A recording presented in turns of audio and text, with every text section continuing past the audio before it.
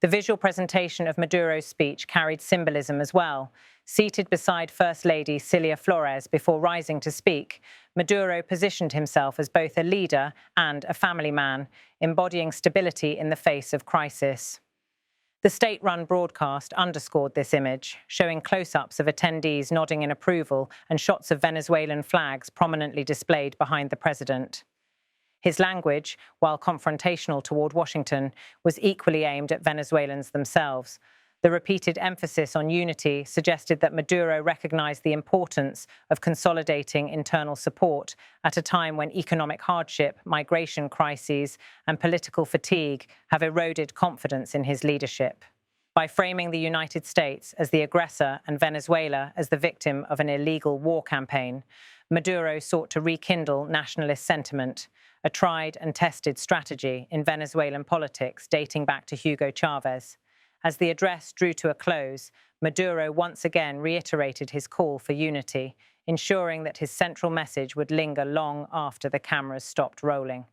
The president had effectively positioned Venezuela at the center of an unfolding geopolitical crisis, casting his government as both defender of national sovereignty and victim of imperial aggression.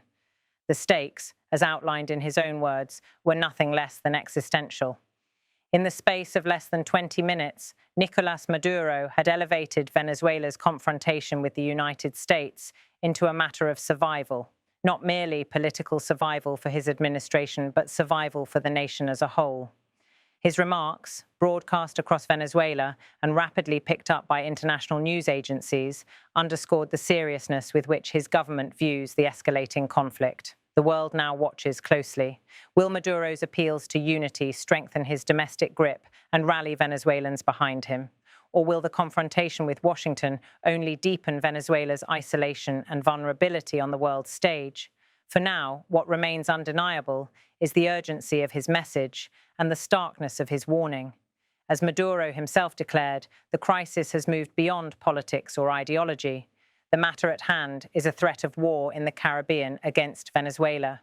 And for that, in his view, only one response remains possible: national unity, national unity, national unity.